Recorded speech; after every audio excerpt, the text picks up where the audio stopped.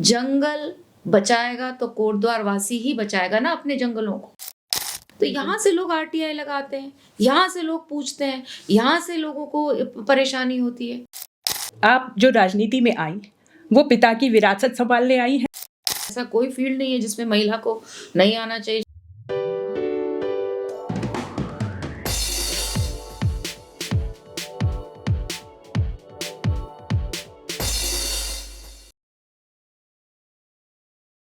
नमस्कार दोस्तों, मैं माधुरी डबराल और स्वागत है आप सभी का हमारे आज के इस पॉडकास्ट में। और हमारा सौभाग्य है कि आज हमारे स्टूडियो में हमारे साथ हमारी अतिथि हैं हमारे उत्तराखंड की पहली महिला विधानसभा अध्यक्षा श्रीमती रितु खंडूड़ी भूषण जी, और साथ ही वो हमारे कोटद्वार की भी पहली महिला विधायिका हैं। तो मैम, बहुत बहुत स्वागत है आपका हमारे शो। धन्यवाद माधुरी जी, धन्यवाद। और आपने इतने व्यस्त शेड्यूल से अब हमारे पास आई हैं, हमारा सौभाग्य है। आप जो राजनीति में आई वो पिता की विरासत संभालने आई हैं या फिर आपका खुद का कुछ इंटरेस्ट था? नहीं, आई थिंक जो मेरे पिताजी को जानते हैं या जिन्होंने उनके समय में उनके साथ राजनीति की है, कार्य किया है, प्रदेश की सेवा की है, वो इस बात को जानते होंगे कि मेरे पिताजी के समय में हम कहीं थे ही नहीं जी। मेरी शादी हो चुकी थी, मैं बिहार में थी, मेरा भाई विदेश था। तो पिताजी के राजनीतिक सफ़र में हम यहाँ रहे नहीं। तो कहीं भी उनके मस्तिष्क में ये नहीं था कि बच्चों को भी राजनीति करनी चाहिए या नहीं करनी चाहिए। जब उनका लास्ट चुनाव था, आखिरी चुनाव जब वो लड़ रहे थे, उस वक्त मेरी माँ उनके साथ नहीं आ पाई थी क्योंकि उनका कूल्हा टूटा था और वो नहीं आ पाई। तो इसलिए एज अ परिवार हमने निर्णय लिया कि हम अब उनके साथ आएंगे, क्योंकि कोटद्वार का वो चुनाव हारे थे और उस वक्त भी ये बात उठी थी कि परिवार साथ नहीं था। भले मेरे पिताजी बहुत रिलक्टेंट थे, लेकिन भाई और मैंने इंसिस्ट किया कि हम इस बार आएंगे और हम लोग पहुँचे। और उसके बाद सौभाग्य था कि पूरा गढ़वाल क्षेत्र घूमने का मौका मिला, कॉन्स्टिट्यूंसी जो थी। और उस वक्त जब मैं कॉन्स्टिट्यूंसी घूम रही थी तो कहीं ना कहीं मैं ये भी देख रही थी कि मेरा जो एनजीओ है, जय दुर्गा सामाजिक कल्याण संस्थान, मेरी दादी और दादाजी के नाम पर था और हम लोग का काम कर रहे थे उस पर। तो कहीं ना कहीं मुझे लगा कि मैं अपने एनजीओ को लेकर अब गढ़वाल घूम सकती हूँ, क्योंकि इलाके समझ में आ गए, गांव देखने को मिले, समस्याएं दिखी। तो इलेक्शन के बाद फिर मैं अपने एनजीओ को लेके चल पड़ी और कहीं मैंने उस वक्त आदरणीय प्रधानमंत्री जी भी पहली बार जीत कर आए थे, उनका बेटी बचाओ बेटी पढ़ाओ का नारा दिया था और कार्यक्रम थी, योजना थी एक, तो उसको लेकर भी मैं गांव-गांव घूमी। फिर समूहों के माध्यम से भी मैंने महिलाओं के साथ काम किया, उनसे सामान लिया, फिर दिल्ली ले गई, वहाँ कॉलेजेस के मेले में गई, वहाँ फिर उन चीज़ों को, प्रोडक्ट्स को हमने बेचा। तो इस तरह से घूमते घूमते शायद क्योंकि पिता की बेटी थी तो कार्यकर्ता आते ही थे, मिलते ही थे जब मैं जाती थी। फिर शायद बड़े नेताओं को लगा होगा कि ये राजनीति कर सकती हैं, इन्हें मौका देना चाहिए। तो ये जो मौका आया मुझे अचानक मिला और यमकेश्वर से टिकट भी मिल गया और ईश्वर की कृपा से जीत भी गए। तो राजनीति में कहीं भी मेरे पिताजी का किसी तरह का भी कोई हस्तक्षेप नहीं था कि इनको बनना है या नहीं बनना है। लेगेसी है, ज़बरदस्त लेगेसी है, और क्योंकि अब मैं इसमें हूँ तो उस लेगेसी को संभाल रही हूँ, आगे ले जा रही हूँ। एक चीज़, जैसे आपके पिताजी जो हैं खंडूड़ी जी आदरणीय, जो हमारे मुख्यमंत्री भी रहे हैं जी, तो उनका कहीं आपको लाभ मिलता है इसमें या फिर नहीं? बिल्कुल मिलता है। जितना प्रेम मुझे मिलता है, मैं कहीं भी चली जाऊं उत्तराखंड में, जनरल साहब के नाम से ही कन्वर्सेशन शुरू होता है, उनका नाम लिया जाता है, फिर कन्वर्सेशन शुरू होता है। और कहीं बहुत प्रेम और प्यार मिलता है, कहीं समझाया भी जाता है कि आपके पिताजी का कार्यशैली ऐसी थी, आपको अपनी कार्यशैली ऐसी रखनी चाहिए, समय पे आते थे, समय पे जाते थे। तो बहुत बहुत प्यार मिलता है जनरल साहब की वजह से। तो उनका कोई प्रेशर फील होता है आपके, क्योंकि उनकी ईमानदारी और कर्मठता वाली एक अलग ही पहचान है उत्तराखंड में मुख्यमंत्री के तौर पे? प्रेशर नहीं कहूँगी, शायद हमें संस्कार ही मिले, आर्मी में रहे, उसके बाद पिताजी से जो संस्कार मिले या अपने परिवार से जो संस्कार मिले कि सही तरीके से चलना है, आगे काम करना है, आप प्रदेश के लिए, देश की सेवा में आपको काम करना है। तो ऐसा कोई बहुत प्रेशर नहीं है, लेकिन इट इज़ अ लेगेसी जिसको हमें आगे ले जाना है और काफ़ी बड़ी लेगेसी है। It's a big shoe to fill. तो प्रयास करते हैं कि हम लोग उसको अच्छे से संभाल लें। और एक चीज़ मैम जो मैं देखती हूँ कि आप एक महिला हैं और महिला के तौर पे आज आप विधानसभा अध्यक्षा का पद बहुत कुशलता से संभाल रही हैं। कभी आपको ऐसा फील हुआ कि महिला होने के नाते कुछ दिक्कतें या कुछ इस तरह की चीज़ें आई कभी? देखिए, जब मैं 21वीं सदी की बात करती हूँ, मैं हिंदुस्तान में महिला होने में मुझे खुशी होती है, क्योंकि पिछले 8-10 साल से मैं ये देख रही हूँ कि हमारे जो सोच है, जो बदलनी चाहिए थी, जो विचार बदलने चाहिए, जो संस्कार बदलने चाहिए थे, ओवर द इयर्स वो हो रहे हैं। अगर मैं अपनी दादी की बात करूँ, अपनी नानी की बात करूँ और उत्तराखंड की बात करूँ, तो मेरी दादी नानी बहुत ही एम्पावर्ड विमेन थी। वो अगर अपने घर को बहुत अच्छे से संभालती थी, तो समाज के हर कार्य में वो लोग भागीदारी करती थी। कुछ समस्याएँ आई और वो समस्याओं को धीरे-धीरे अब हम उन समस्याओं को ख़त्म होता देख रहे हैं। भले मैं ये कहूँ कि आज हमें बहुत सी सुविधाएँ मिलती हैं, हमें आगे बढ़ने का मौका मिल रहा है, हमें सम्मान मिल रहा है, बराबरी का दर्जा धीरे-धीरे दिया जा रहा है, लेकिन फिर भी हर फ़ील्ड में, पॉलिटिक्स ही नहीं, शायद हर एक फ़ील्ड में कहीं न कहीं अभी भी महिला क्योंकि हम हैं तो सोचा जाता है शायद ये नहीं कर पाएँगी। तो ये केवल कानून से ये चीज़ें नहीं बदलेंगी। ये संस्कार बदलने होंगे, समाज को बदलना होगा। अपने बेटे को ये समझाना होगा कि घर की बेटी भी बराबर है। अगर बेटी को हम संस्कारों से भर देते हैं, तो कहीं न कहीं समय आ गया है कि बेटों को भी अब संस्कार दिए जाएँ। महिलाओं का सम्मान, माँ का सम्मान, दादी का सम्मान, बहन का सम्मान, पत्नी का सम्मान, जब ये घर में बच्चा देखेगा, तो ऑटोमैटिकली समाज में भी फिर वो वैसा ही बन के निकलेगा। तो दिक्कतें हैं, आज भी दिक्कतें हैं, सोच की दिक्कत है। अगर विज़न है प्राइम मिनिस्टर का कि मुझे अपनी महिलाओं को आगे ले जाना है, विमेन लेड डेवलपमेंट की आज वो बात करते हैं, तो उस सोच को अगर हमें आगे ले जाना है तो घर-घर में हम माँओं को, गुरुओं को ये सोच, ये सीड जो हम कह रहे हैं, एक छोटा-सा जो सीड है वो लड़कों के मस्तिष्क में देना होगा कि महिला बराबर है, उसे सम्मान देना होगा। देवियाँ ना बनाए मतलब? देवी तो बिल्कुल ना बनाए। वो जो 9 दिन की देवी हम बन जाती हैं और उसके बाद नहीं, अगर बनाना है तो 365 दिन बना के रखिए। फिर तो हम देवी में तो हम हर तरह की है ना, दुर्गा भी हैं, काली भी हैं। तो इसलिए अगर देवी रखना है तो 365 दिन रखिए। नहीं तो हम देवी बनना ही नहीं चाहते। हम कह रहे हैं हम बराबर हैं। हम ना आपसे आगे हैं ना पीछे, और आपके बिना हम नहीं, हमारे बिना आप नहीं। ये भी मानना पड़ेगा, क्योंकि अगर मैं आज इस पद पे हूँ या आप आज ये कार्य कर रही हैं, हमारे पीछे एक फौज खड़ी है। बिल्कुल। बेटा है, पति है, ससुर है, पिता है, तो फौज क्योंकि पीछे हमारे खड़ी है मजबूती से, तो हम इतना अच्छा कार्य कर सकते हैं। तो हम कोई ऊपर नीचे की बात नहीं, हम कह रहे हैं हम बराबर हैं, बराबरी की बात करते हैं, और ये होगा। ये मेरे को नई जनरेशन में ये चीज़ें दिखती हैं, जहाँ वो महिलाओं का सम्मान करते हैं, जहाँ मेरिट पर उनको आगे बढ़ाते हैं, जहाँ बेटी और बेटे में फ़र्क नहीं करते हैं। तो ये चीज़ें धीरे-धीरे बदलाव आ रहा है और मुझे विश्वास है कि कुछ सालों में हम और भी अच्छी चीज़ें देखेंगे। जब आप यहाँ पर आई थी चुनाव लड़ने और जीती थी, तो आपका जीतना एक आश्चर्य से कम नहीं था। कोटद्वार वासी होने के नाते मैं इस चीज़ को बहुत अच्छे से जानती हूँ। आपको बहुत कम समय भी मिला।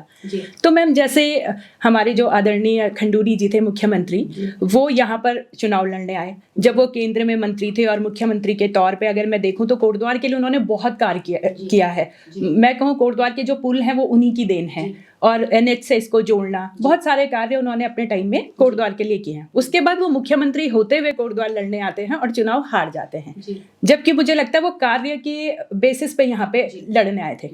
और ठीक उन्हीं परिस्थितियों में कुछ टाइम के बाद आपका यहाँ पर आना होता है, परिस्थितियाँ वही हैं और आपका कोटद्वार में ये पहला चुनाव है। उससे पहले मुझे नहीं लगता कि आपने कोई यहाँ पर कोई ऐसा कार्य, विशेष कार्य और कोई आपका योगदान भी कोटद्वार के लिए नहीं रहा और आप उन्हीं परिस्थितियों में जीत जाती हैं। तो मैम ये भाग्य है या कर्म प्रधान मानती हैं या भाग्य प्रधान मानती हैं? देखिए, डेस्टिनी तो होती है। जितना काम मेरे पिताजी ने पहले आर्मी में देश के लिए किया, आर्मी में मतलब उन्होंने 3-3 लड़ाइयाँ लड़ी और बहुत देश की सेवा की, उसके बाद प्रदेश की सेवा की और गढ़वाल कॉन्स्टिट्यूंसी में क्योंकि वो काफ़ी बार एमपी रह चुके थे तो उसके तहत कोटद्वार में भी उन्होंने अनेक कार्य किए। और लोग कहते हैं, ऐसा भी नहीं है कि नहीं कहते, जनता कहती है। तो कहीं ना कहीं उत्तराखंड की डेस्टिनी, जनरल साहब की डेस्टिनी में उनका जीतना या दोबारा मुख्यमंत्री बनना नहीं रहा होगा, इस कारण से हार हुई। मैं तो यही मानती हूँ। कर्म उन्होंने बहुत अच्छे किए थे, कार्य बहुत अच्छे किए थे। आज भी हम उनके कार्यों के बारे में सुनते हैं। आज भी कोटद्वार में अगर बात होती है तो पुलों की बात होती है। तो पुल उन्हीं की देन है। पुल उन्हीं की देन है। हरिद्वार से जोड़ना या भाबर और कोटद्वार को जोड़ना, तो अनेक उन्होंने इस तरह के काम किए। लेकिन डेस्टिनी थी और शायद मेरी जीतना तो डेस्टिनी तो था ही, बिल्कुल उसमें कोई डाउट नहीं है। लेकिन शायद कहीं ना कहीं जिस तरह से काम हो रहे थे पिछले 5-7 साल में आदरणीय प्रधानमंत्री जी के लेवल पर, उससे महिलाओं ने कनेक्ट किया। दूसरी चीज़, शायद जनरल साहब के साथ जो हुआ था, जनता चाह रही थी कि अब बेटी को हम किसी तरह से जितवा दें ताकि जो उस वक्त हुआ वो इस वक्त दोबारा ना हो। तो शायद वो भी एक आशीर्वाद की तरह ही रहा। जनता ने भी बहुत प्रेम प्यार दिया, महिलाओं ने बहुत सम्मान दिया और महिलाओं के साथ एक कनेक्ट भी बना मेरा, उन्हीं की तरह उनके साथ बैठकर बातचीत करके, तो कहीं ना कहीं कनेक्ट बना। बट ओवरऑल देखिए माधुरी, इट इज़ डेस्टिनी। अब क्योंकि मैम आप कोटद्वार में हैं, विधायिका हैं यहाँ से, और लोगों को बहुत उम्मीद भी है, और मैं क्योंकि जनमानस के बीच से हूँ तो कुछ प्रश्न हैं। जैसे कि लाल ढांग जो चिल्लर खाल वाला कंडी मार्ग है, वो एक बहुत बड़ा मुद्दा है कोटद्वार के लिए। कोटद्वार क्या कहूँ, मैं कहूँ उत्तराखंड के परिप्रेक्ष्य में ही देखे जाए तो बहुत बड़ा मुद्दा है। लेकिन अभी तक पिछली जो हमारी सरकारें आई हैं यहाँ पर, उस तरीके से उस स्तर पर काम नहीं हो पा रहा है। आप कैसे देखती हैं? इसमें 2 चीज़ें हैं। एक तो हम लाल ढांग चिल्लर खाल की अगर केवल बात करते हैं, उसमें काफ़ी प्रयास हुआ, लेकिन किसी कोई ऐसे कारण रहे जो वो कोर्ट में जाकर पहुंच गया और कोर्ट में फंसा रहा काफ़ी समय तक। अब कुछ पिछले 1-1.25 साल से मैं भी उस पर लगी हूँ और कोर्ट में केस है और प्रयास ये है, अभी डेट भी लगी थी, 2-3 दिन उसमें सुनवाई भी हुई है। प्रयास ये है कि वो जल्द से जल्द जो भी सीईसी, जो सुप्रीम कोर्ट की आई थी, कमेटी आई थी, उन्होंने जो कहा है, हमारी उत्तराखंड सरकार तैयार है उसको करने को। तो मुझे विश्वास है कि वो वाला सॉर्ट आउट हो जाना चाहिए जल्द से जल्द। कंडी मार्ग की बात आप लोगों ने कही है, वो गडकरी जी भी आए थे जब पिछली बार इलेक्शन में, तो उन्होंने इस बात को कहा था। पॉसिबिलिटी है। देखिए, मैं इस चीज़ को बिल्कुल नहीं मानती हूँ कोई चीज़ें नहीं होती हैं। भारत सरकार तक अगर चीज़ें जाती हैं तो निश्चित तौर पे होती हैं। हाँ, क्योंकि आज समय थोड़ा सा अलग है, इन्वायरमेंट की बात भी लोग करते हैं, जंगलों को भी प्रोटेक्ट करना है, एनिमल्स को भी प्रोटेक्ट करना है। और as a citizen of this country मैं आपको कहना चाहूँगी कि हम भी उसी सोच के हैं। और शायद कोटद्वार का हर निवासी उसी सोच का होगा कि अगर जंगल नहीं बचेंगे, नदियाँ नहीं बचेंगी तो हम कहाँ बचेंगे। लेकिन कहीं ना कहीं समन्वय लाने की आवश्यकता है। अगर वो डिमांड है तो उस डिमांड को कहीं ना कहीं इन्वायरमेंट देखने वालों को भी समझना होगा, फॉरेस्ट वालों को भी समझना होगा, इन चीज़ों को देखना होगा कि फॉरेस्ट को बचाते हुए कैसे विकास हो सके। कुछ 50 साल पहले तो हमारे जंगल कौन देखते थे? लोग ही तो बचाते थे। कोई इतने कानून नहीं थे, कोई इतनी डिपार्टमेंट्स नहीं थे, लेकिन हमारे जो जंगल में लोग रहते थे या गाँव के जो जंगलों के आसपास रहते थे, वो इन गाँवों को बचाते थे। वो एटीट्यूड धीरे धीरे बदला क्योंकि हम कहीं ना कहीं विकास नहीं होने दे रहे हैं। ये लोगों में गुस्सा है, इस चीज़ की नाराज़गी है।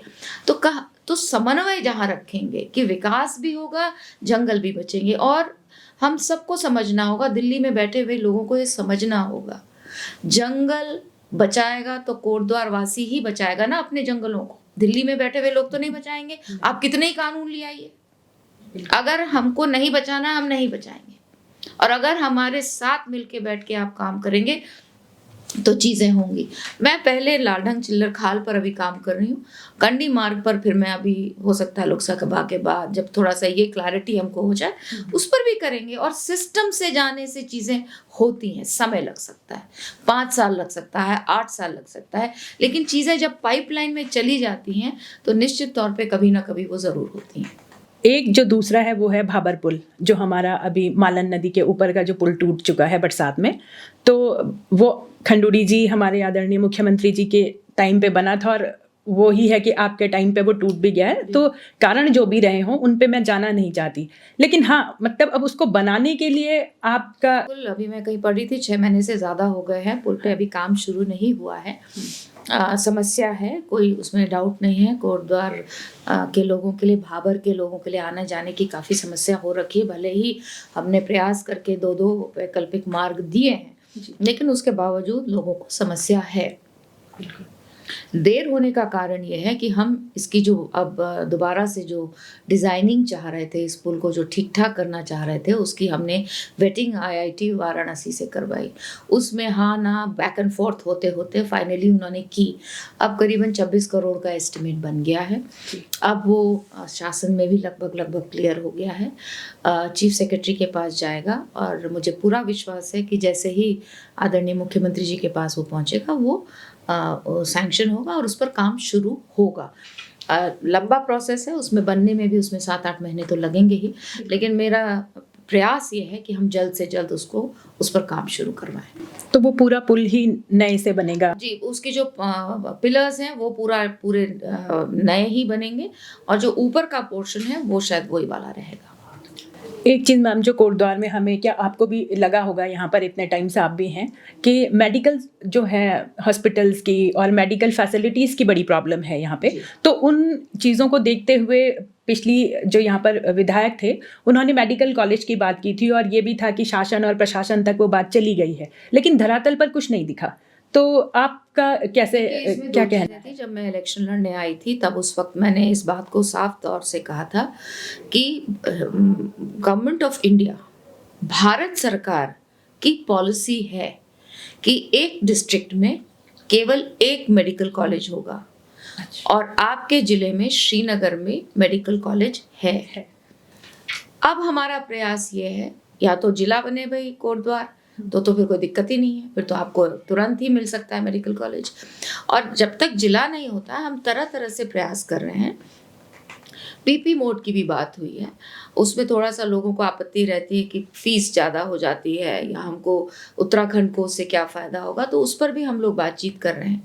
दूसरा भी यहाँ के कुछ लोगों ने हमें बताया है कि इग्नू के माध्यम से भी गढ़वाल यूनिवर्सिटी को कभी ये कहा गया था कि हम आपको मेडिकल कॉलेज देंगे, तो उस पर भी हम लोग कार्य कर रहे हैं। तो 2 ही ऑप्शंस हैं, या तो जिला बने तो हमें मेडिकल कॉलेज मिले, या हम PP मोड पे जाएं, या फिर जो ये गढ़वाल यूनिवर्सिटी वाला जो एक अभी नया एक एंगल आया है उसको हम देखें। मैम आपने जिले की बात छेड़ी दी है, तो कुछ लगता है कि जिले बनाने की तरफ हमारी सरकार कुछ, देखिए हम लोग तो कहते रहते हैं एंड आई एम श्योर सरकार भी चाहती है, हमारे मुख्यमंत्री जी भी चाहते हैं, लेकिन उसमें इतना आसान नहीं होता है चीज़ों को करना। एक्सपेंस बहुत है, खर्चा बहुत होता है, नया जिला बनना है। लेकिन इन स्पाइट ऑफ दैट मैं तो कहूँगी कि हमें तो जिला चाहिए, क्योंकि कोटद्वार पौड़ी जाना आना आम आदमी के लिए डिस्टेंसेस इतने ज़्यादा हैं कि अगर एक हमको जिला मिलेगा तो हमारे आम जनता को के लिए अच्छा होगा। एक कोटद्वार के लिए मैम एक बहुत बड़ा मुद्दा है और मैं पर्सनली भी उस चीज़ को बहुत फील करती हूँ और मुझे लगता है कि वो चीज़ होनी चाहिए कि हमारा कोटद्वार जो है वो एक हिस्टोरिकल प्लेस को ऐसा लेकर चलता है कि भरत जन्मभूमि है, भारत का नाम यहाँ से हुआ है और वो कण्वाश्रम हमारा हाशिए पर है। ये सरकार भी देखती है, आप भी देख रहे होंगे और जनमानस के अंदर तो रोष है ही है।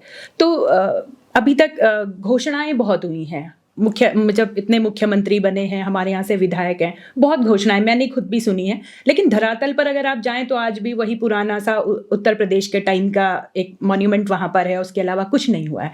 मतलब दुखद तो है। जहाँ से भारत का नाम हुआ, भरत जहाँ रहे, जहाँ पैदा हुए, हम वहाँ पर बहुत कुछ नहीं कर पा रहे हैं। ऐसा नहीं है कि प्रयास नहीं हुए हैं। एक बार झील का प्रयास हुआ, कोई महानुभाव चले गए, आरटीआई लगा दी। अब जब कोर्ट में चली जाती हैं चीज़ें तो पूरा ही फिर वो प्रोजेक्ट फंस गया। It is not only the government. देखिए, सिर्फ गवर्नमेंट को आप ब्लेम नहीं कर सकते। बिल्कुल। लाल ढांग चिल्लर खाल में क्या हो रहा है वो दिल्ली में बैठे हुए वकील को क्या पता है। तो यहाँ से लोग आरटीआई लगाते हैं, यहाँ से लोग पूछते हैं, यहाँ से लोगों को परेशानी होती है। कोई पौड़ी से बैठा हुआ तो व्यक्ति लगाता नहीं, कोटद्वार का ही किसी व्यक्ति ने लगाई।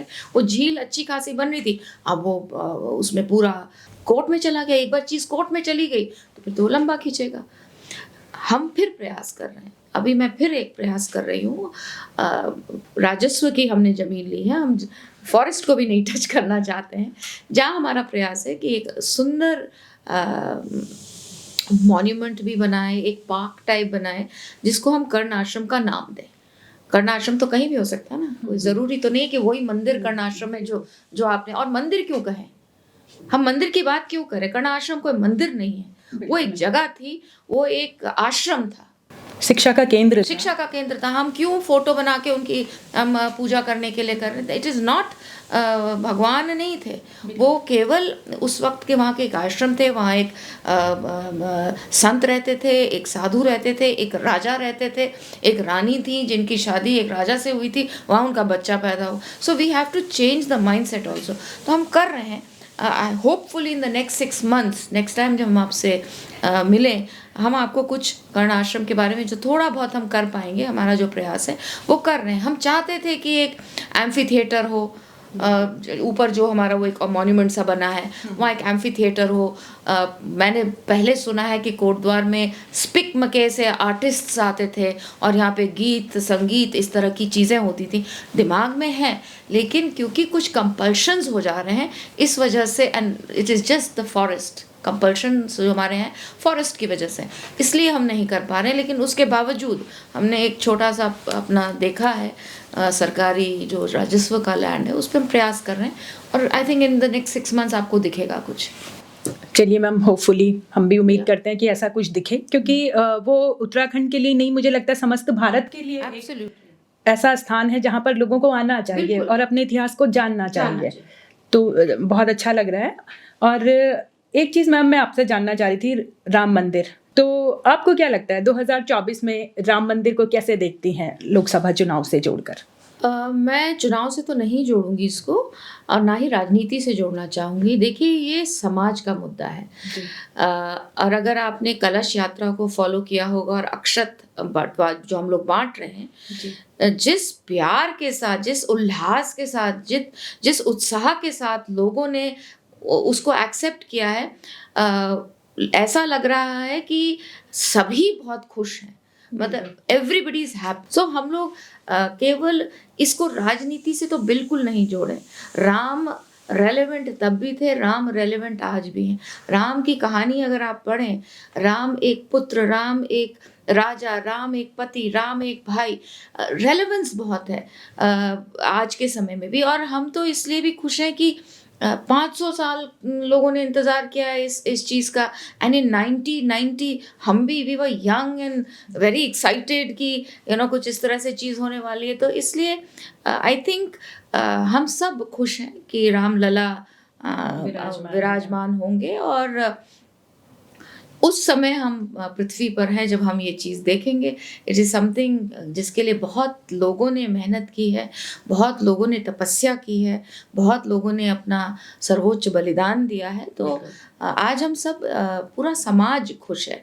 इसमें हम इसको राजनीतिकरण ना करते हुए समाज में जो खुशी है, जो उल्लास है, अब आप देखिए कार्यक्रम हो रहे हैं, जगह जगह हो रहे हैं। कहीं कोई हनुमान चालीसा कर रहा है, कहीं सुंदरकांड पढ़े जा रहे हैं, कहीं भजन कीर्तन हो रही है, कहीं राममय हो गए हैं लोग। मतलब इट इज बहुत एक्साइट। और हर जनरेशन के लोग, जब आप यंगस्टर्स को भी देखते हैं इस मूवमेंट से जुड़ते हुए, तो तब समझ में आता है कि ये तेरा मेरा नहीं, ये पूरे समाज का है।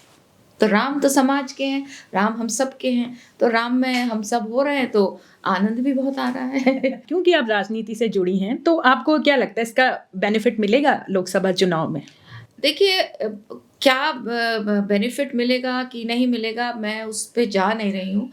मेरा मानना, मैं जब यहाँ आई थी इलेक्शन लड़ने भी तब भी और आज भी मैं ये कहती हूँ, हमारा प्लेटफॉर्म डेवलपमेंट है, विकास है। आदरणीय प्रधानमंत्री जी अगर छोटे से छोटा और बड़े से बड़ा इलेक्शन जीत रहे हैं तो कहीं ना कहीं वो डेवलपमेंट है, विकास है। महिलाओं को आप देख लीजिए, 70 साल में शायद पहली बार ऐसा हुआ होगा कि हमको सुन रहा है कोई, नहीं तो वी वर वोट बैंक्स। आइए मैडम, ठप्पा मारिए और घर बैठिए। कोई आपको पूछता नहीं था, ना आपकी शिक्षा की चिंता, ना आपकी स्वास्थ्य की चिंता, ना आपको आगे बढ़ाने की चिंता। स्वरोजगार तो मतलब ही नहीं है, रोजगार तो मतलब ही नहीं है। ऐसे पदों में बैठाने का कोई मतलब नहीं बनता है जहां आप अपने लिए बात कर सकती हैं। मेरिट को देखा नहीं जाता था, आवाज़ दबाई जाती थी। शौचालय नहीं, बिजली नहीं, पानी नहीं, दिन भर वो घर के कामों में बिजी रहे ताकि वो कुछ कर ही ना पाए। तो अब अगर आप इन चीज़ों को देखेंगे, इन चीज़ों को, ये मुद्दे हैं जो कि दोबारा से आदरणीय प्रधानमंत्री को जिताएंगे। बिजली मुद्दा है, पानी मुद्दा है, स्वास्थ्य मुद्दा है, 2047 में भारत एक विकसित देश होगा, वो मुद्दा है। तो ईश्वर तो हम सबके ही हैं, राम सबके हैं। राम का विराजमान होना अयोध्या में ये हम सबका सपना था, हम सब इस चीज़ को देखते थे। लेकिन जब लोकसभा चुनाव आएंगे, राम तो हम बोलेंगे ही, लेकिन हम ये भी तो कहेंगे कि आदरणीय प्रधानमंत्री जी ने इस पूरे 10 साल में कितना बढ़िया काम इस देश के लिए किया है। उत्तराखंड तो सौभाग्यशाली वैसे ही है कि उनकी नज़र हम पर रहती है, वो हमेशा तत्पर रहते हैं कुछ ना कुछ उत्तराखंड के लिए करने के लिए। तो इसलिए इट इज़ एन इमोशनल मुद्दा है हमारे लिए, इमोटिव मुद्दा, लेकिन जीत तो होती है विकास से, और वो प्रधानमंत्री जी ने दिखा दिया। मैं भी जब आई थी मैंने कोई भी इस तरह की बात नहीं की थी, मैंने केवल कहा था मैं ये करूँगी। So people now understand. तो बहुत अच्छा है, सब भजन कीर्तन इस वक्त कर रहे हैं, लेकिन जब इलेक्शन की बात आएगी तो लोग डेवलपमेंट को देखकर वोट करेंगे। मैम, क्योंकि आपने अभी महिलाओं की भागीदारी की बात की है राजनीति में, लेकिन मैं अपने स्तर से देख रही हूँ कि अभी भी वो भागीदारी महिलाओं की राजनीति में नहीं है जो होनी चाहिए थी। और क्योंकि आप महिला हैं तो आपका खुद का अनुभव के आधार पर आप क्या कहेंगी कि महिलाओं को आना चाहिए राजनीति में? बिल्कुल आना चाहिए, क्यों नहीं आना चाहिए। ऐसा कोई फील्ड नहीं है जिसमें महिला को नहीं आना चाहिए। जब वो फाइटर पायलट है, प्लेन भी उड़ा सकती है, तो वो कुछ भी कर सकती है। और उत्तराखंड में तो आप लोग जानते हैं कि जनरल साहब के समय में हम लोगों ने जिला पंचायत जो चुनाव होते हैं उसमें 50% रिजर्वेशन दिया था। उसके बाद अगर आज आप देखिए हमारे पास कितनी तो प्रधान है, कितनी जिला पंचायत सदस्य हैं, कितनी हमारे पास प्रमुख हैं, कितनी जिला पंचायत अध्यक्ष हैं, वार्ड मेंबर्स हैं, मेयर्स हैं। तो जब आप महिलाओं को आगे लाते हैं तो वो निश्चित तौर पे जीतती भी हैं और अच्छा कार्य भी करती हैं। राजनीति में अब आदरणीय प्रधानमंत्री जी ने भी कहा है कि 33% रिजर्वेशन महिलाओं को दिया जाएगा, तो उसके तहत तो फिर अब विधानसभाओं में भी ज़्यादा से ज़्यादा महिलाएं आगे आएंगी। राजनीति में आना चाहिए महिलाओं को, क्योंकि मैं देखती हूँ आज अगर कोटद्वार की भी बात करूँ, हर सामाजिक कार्य में महिला दिखती है मुझे, सोसाइटी के साथ जुड़ी हुई है। चाहे वो राम मंदिर अगर आज मैं कहूँ उनकी बात करें, चाहे हम रोजगार की बात करें, चाहे कोई राजनीतिक रैली हो, हर जगह महिला अपनी भागीदारी करती है। तो अब शायद समय आ गया है कि वो भागीदारी भी करे और पदों को भी संभाले। तो बहुत अच्छा समय है महिलाओं के लिए राजनीति करने का, प्रदेश की सेवा करने का। मैम, एक पर्सनल क्वेश्चन थोड़ा मेरा था और क्यूरियोसिटी भी होती है मुझे पर्सनली कि आप बीजेपी से जुड़ी हैं, आपके जो ब्रदर हैं वो कांग्रेस से जुड़े हैं, तो भाई बहनों में कभी विचारधारा को लेकर कुछ ऐसा दिखा आपको? देखिए, विचारधारा अलग हो सकती है, लेकिन जो भाई बहन का संबंध है वो सबसे ऊपर है, वो हर चीज़ से ऊपर है। वो अपनी विचारधारा की बात करते हैं, मैं अपनी विचारधारा की बात करती हूँ, लेकिन भाई है, छोटा भाई है, तो स्नेह तो रहता ही। और आज तक ईश्वर की कृपा से कभी ऐसा हुआ नहीं है कि हम लोगों को किसी चीज़ पर लड़ना पड़ा हो, या वो अपनी, पढ़े लिखे हम दोनों हैं, और वो अपनी राजनीति करते हैं, मैं अपनी राजनीति करती हूँ, लेकिन जब हम घर आते हैं तो हम भाई बहन की तरह बैठते हैं। एक जो मुद्दे मैम आजकल उत्तराखंड में बहुत ज़्यादा उग्र हैं और लोगों के अंदर रोष भी है, जैसे भू कानून, चकबंदी, पलायन, बेरोजगारी, ये कुछ ऐसे मुद्दे हैं जो उत्तराखंड में ज्वलंत मुद्दे मैं कहूँगी आज की डेट में हैं। तो क्योंकि आप सरकार का प्रतिनिधित्व कर रही हैं, तो सरकार की तरफ से आप इन मुद्दों पर क्या कहना चाहेंगी? माधुरी, मैं सरकार का बिल्कुल प्रतिनिधित्व नहीं कर रही हूँ। मेरा पद जो है वो कॉन्स्टिट्यूशनल है, उसमें हूँ। लेकिन हाँ, एज़ उत्तराखंड की वासी हूँ, उत्तराखंड में रहती हूँ, बिल्कुल ज्वलंत मुद्दे हैं और समाज से जुड़े हुए हैं, युवाओं से जुड़े हुए मुद्दे हैं और धीरे-धीरे मुझे पूरा विश्वास है कि सरकार इन सब मुद्दों पर बातचीत कर रही है, कमिटियाँ बन रही हैं और इन मुद्दों को जल्द से जल्द सुलझाया जाएगा, ताकि जो लोगों को चाहिए, जो उनकी आकांक्षाएं, होप्स जो वो रखते हैं राजनीतिक पार्टीज से या आदरणीय मुख्यमंत्री से, मुझे पूरा विश्वास है कि उन होप्स को, उन एस्पिरेशंस को पूरा करने के लिए तो हम लोग बैठे हुए हैं। अगर आप सरकार में हैं तो आप जनता के एस्पिरेशंस, उनकी इच्छाएं, उनकी जो सोच है, जो होप्स हैं, उनको पूरा करने के लिए हैं। तो मुझे पूरा विश्वास है, ये जो भी आपने चाहे पलायन की बात की हो, भू कानून की बात की हो, इन सब मुद्दों को लेकर सरकार सीरियस है और मुझे विश्वास है कि जल्द से जल्द इन मुद्दों को सुलझाया जाएगा। एक चीज़ और मैम, जब धामी जी हमारे जो आदरणीय मुख्यमंत्री जी हैं, वो चुनाव हार गए थे अपना, और उस समय ये हुआ था कि मुख्यमंत्री किसे बनाया जाए, तो आपके नाम की भी चर्चा थी जो हम टीवी में और मीडिया में देखते थे। तो उस वक्त तो नहीं हो पाया, लेकिन कभी अगर ऐसा मौका मिलता है तो कैसे देखती हैं इस बात? देखिए, मैं हर चीज़ जैसे मैंने शुरू में ही आपको कहा, इट्स ऑल डेस्टिनी। मैं यमकेश्वर से विधायक थी, मैंने बहुत अच्छे से काम किया, फिर मुझे वहाँ टिकट नहीं मिला, मुझे कोटद्वार भेजा गया जहाँ सबने कहा आप हारेंगी, मैं जीत गई और 2 बार की मतलब एक ही बार के विधायक को मैं कहूँगी कि आपने स्पीकर पार्टी ने बना दिया, तो बहुत बड़ी चीज़ है। It's a very big thing, big achievement. छोटा सा प्रदेश, एक निर्णय लिया कि एक महिला को हम बनाएंगे, तो इट इज़ ऑल डेस्टिनी। जो होता है वो ईश्वर की वजह से होता है और जो आपको मिलता है उसको आपको अच्छे से उसका कार्य करना चाहिए।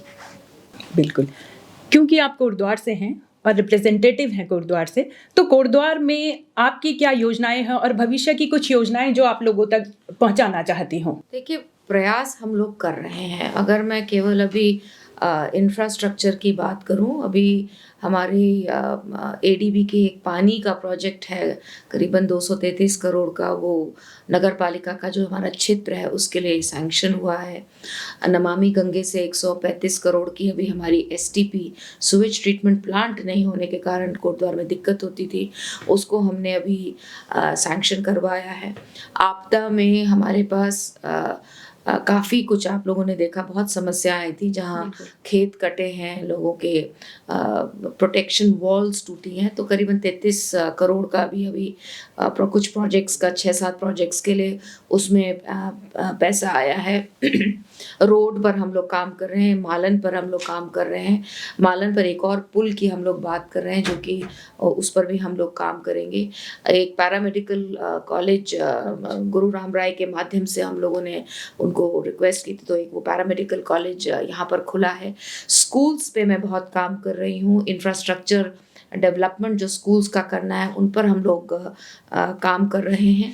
समूहों के माध्यम से भी ये प्रयास है कि ज़्यादा से ज़्यादा महिलाओं को हम रोज़गार दें, चाहे उनसे हम बैग्स बनवा रहे हैं, चाहे कैंडल्स बनवा रहे हैं, ऐसी चीज़ें उनसे बनवा रहे हैं, फिर बाय बैक करके हम लोगों को जो भी उसमें कार्य करना है वो हम कर रहे हैं। तो ऐसी बहुत सारी छोटी छोटी चीज़ें हैं जो हम लोगों का प्रयास है कि हम इनको करें। भविष्य में उत्तराखंड को कहाँ देखती हैं आप? वो तो हमारे प्रधानमंत्री जी ही कहते हैं, नेक्स्ट डेकेड जो है वो हमारा ही है, उत्तराखंड का डेकेड है। तो अच्छी जगह देखती हूँ, क्योंकि इंफ्रास्ट्रक्चर को अगर आप लेकर देखिए आज जिस तरह का डेवलपमेंट उत्तराखंड में हो रहा है, चाहे वो सड़कों को लेकर हो, रेल को लेकर हो, अब हम ट्रैम्स ट्रॉलीज़ की बात कर रहे हैं, तो इंफ्रास्ट्रक्चर डेवलपमेंट हो रहा है। बिजली की बात कर रहे हैं, पानी की बात कर रहे हैं, चाहे जो जल जीवन मिशन हो, इस तरह के इंफ्रास्ट्रक्चर डेवलपमेंट बहुत बढ़िया से हो रहा है। साथ ही साथ टूरिज़्म को इनकरेज किया जा रहा है। अब हम केवल रिलीजियस टूरिज़्म की बात नहीं करते, हम एडवेंचरस टूरिज़्म की भी बात करते हैं।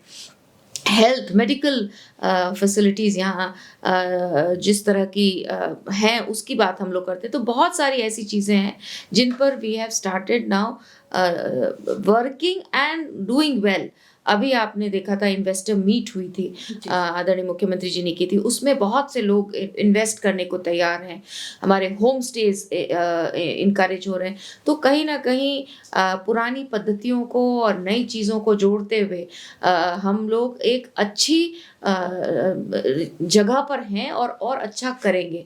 आयुर्वेद, योग एक तरफ है, स्पिरिचुअलिटी दूसरी तरफ है, रिलीजियस मंदिर एक तरफ है, तो कहीं राफ्टिंग है, एडवेंचर बंजी जंपिंग है। तो ऐसी बहुत सी अच्छी चीज़ें इस प्रदेश में हो रही हैं, जहाँ जो दिखता है कि जब इन 2047 इंडिया विकसित होगा, एक डेवलप्ड नेशन होगा, तो उत्तराखंड भी एक विकसित प्रदेश के रूप में हमें दिखेगा।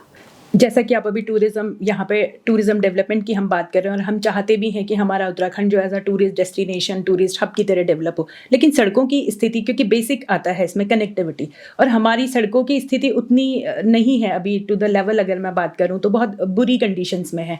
तो कुछ सड़कों को लेके प्लानिंग है आप? देखिए, मैं इस बात से आपकी बहुत सहमत नहीं हूँ। मैं भी ट्रैवल करती हूँ और मैं देख रही हूँ इन कंपैरिजन, आप देखिए ना, आप ऋषिकेश से आप पौड़ी निकलिए, in you 3 hours you are in Pauri. तो रोड्स का डेवलपमेंट हुआ है, होम स्टेज खुले हैं, बहुत से रिजॉर्ट्स खुल रहे हैं, hotels are investing in Uttarakhand, बड़े बड़े जो ये स्पास होते हैं वो खुल रहे। तो कहीं ना कहीं मुझे लगता है कि और अच्छा हो सकता है, ये मैं नहीं कह रही हूँ कि नहीं हो सकता है।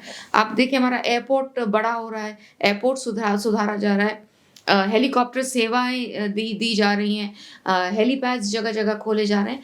तो काम हो रहा है, बहुत अच्छा हो सकता है और अच्छा हो सकता है, उसमें तो कोई डाउट नहीं कर सकता है। लेकिन I think we are moving in the right direction. NHS जो है उन पे काम हो रहे हैं मैम, लेकिन जो कनेक्टिंग हमारे रोड्स हैं, होम स्टेज, क्योंकि हम चाह रहे हैं गांव में टूरिज्म बढ़े, हमारे रूरल डेवलपमेंट हो, क्योंकि हमारे लोग पलायन कर रहे हैं, तो कहीं ना कहीं उस चीज़ को लेकर हम कर रहे हैं। तो रूरल जो रोड्स हैं, प्रधानमंत्री ग्रामीण सड़क के तहत आपकी बहुत सी रोड बनी है और मुझे विश्वास है कि अभी भी बन रही होंगी, क्योंकि मैंने, अगर यमकेश्वर में मैं आपको बताऊंगी, 300 किलोमीटर से ज़्यादा रोड हमने प्रधानमंत्री ग्रामीण सड़क से कटवाई थी वहाँ। तो रोड्स धीरे धीरे हो रही हैं, ऐसा नहीं कह सकते हैं कि जो 5 साल पहले था वो स्थिति आज है। Things are improving, at least we are on the road to improvement. हम धीरे धीरे आगे बढ़ रहे हैं, इम्प्रूव कर रहे हैं, we are on the right track, we are on the right track, we are absolutely on the right track. And जनता जागरूक हो गई है, जनता भी अब डिमांड करती है। पहले कौन रोड मांगता था? कोई भी नहीं मांगता था। आज जनता, क्योंकि हमने जनता के दिमाग में ये दिया कि ये जरूरी है, पानी जरूरी है, बिजली जरूरी है, पहले तो आदमी कोई डिमांड ही नहीं होती थी। तो I think we are on the right track and slowly and steadily we are developing in the right way. एक पर्सनल क्वेश्चन मैम, जब आप जीती थी तो सबसे पहले आपने किसको बताया था?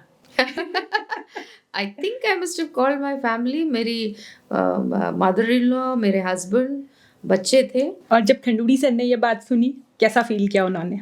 He told me कि तुमने हराया किसको? तो I said मैंने धीरेन्द्र चौहान जी और सुरेंद्र सिंह ने।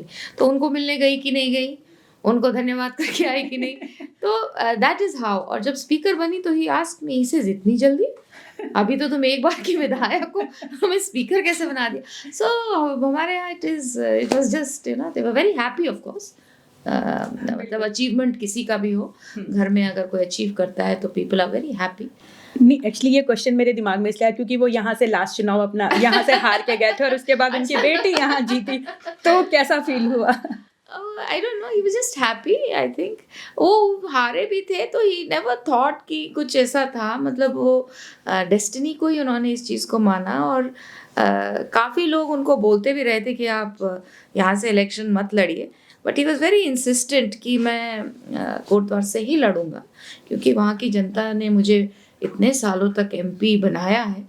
और बाद में भी कहीं ऐसा कुछ वो था नहीं, but he was happy that I had one. नहीं, एक्चुअली मुझे एक वाकया याद है मैम। मैं उस वक्त जब रिजल्ट आया था, मैं उस दिन देहरादून में थी और कुछ लोग मेरे जानने वाले थे, तो उन्होंने कहा, ऐसे किसी से मिल रही थी, आप कहाँ से हैं? मैंने कहा कोटद्वार से। कह रहे अच्छा वही जिन्होंने खंडूड़ी जी को हराया। तो उस समय एक ऐसा वो बात आई थी, क्योंकि खंडूड़ी सर की जो इमेज थी मैम, वो एक कर्मठ व्यक्तित्व, एक ईमानदार व्यक्तित्व की थी, तो उसकी वजह से शायद ये सब जी, वो होता है। देखिए, राजनीति में हार और जीत तो लगी रहती है, इट इज़ नॉर्मल। कभी आप जीतते हैं, कभी आप हारते हैं, तो उसको एक स्ट्राइड में लेना चाहिए। Should take it in a stride कि आज जीते हैं तो कल हार भी हो सकती है, और हारे हैं तो जीत भी सकते हैं।